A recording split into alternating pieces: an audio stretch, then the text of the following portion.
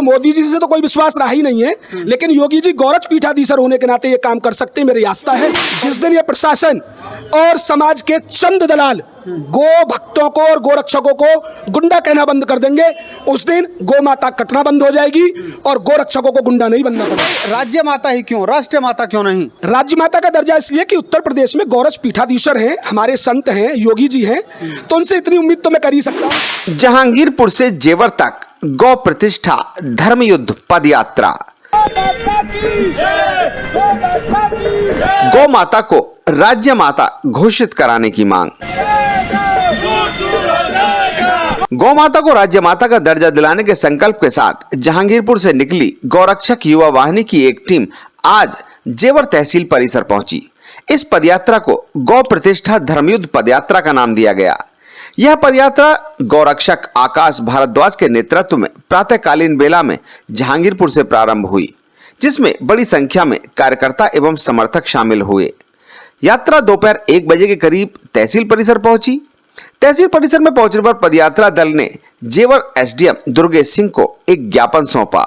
इस दौरान आकाश भारद्वाज ने पदयात्रा का उद्देश्य और गौरक्षकों से जुड़े हुए विचार विस्तृत जानकारी के रूप में दी। जेवर प्रेस के सभी दोस्तों को मेरा नमस्कार।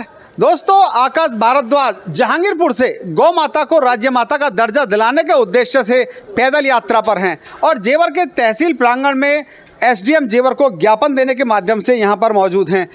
भाई आकाश, क्या कुछ कार्यक्रम लेकर चले हैं, जानकारी दीजिए। बहुत बहुत धन्यवाद पहले जेवर प्रेस को और मेरे बड़े भाई चंचल शर्मा जी को। और भैया, सबसे बड़ी बात है कि गौ माता को राज्य माता का दर्जा दिलाने के लिए परम पूज्य शंकराचार्य अनुभाग ज्योतिष पीठाधीश्वर स्वामी अभिमुक्तेश्वरानंद जी महाराज का आज का आह्वान था।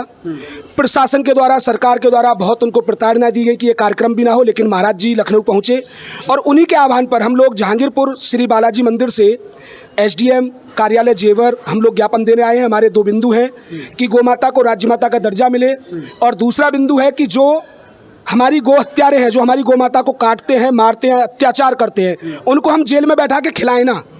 उनके ऊपर ऐसा कोई विशेष कोर्ट बने, ऐसा कोई एक स्पेशल कोर्ट की नियुक्ति हो कि 40 दिन में उनको सजा देने का प्रावधान हो। ये दोनों बिंदु हमारे हैं, इन दोनों बिंदुओं पर हम काम कर रहे हैं।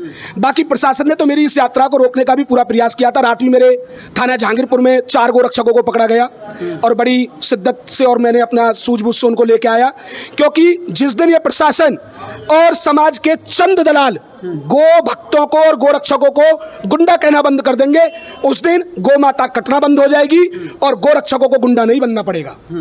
तो राज्य माता का दर्जा दिलाने के उद्देश्य से एक यात्रा निकाली गई है। जहांगीरपुर से पैदल यात्रा पर हैं आकाश भारद्वाज और उनकी टीम। आकाश भाई, राज्य माता ही क्यों, राष्ट्रीय माता क्यों नहीं?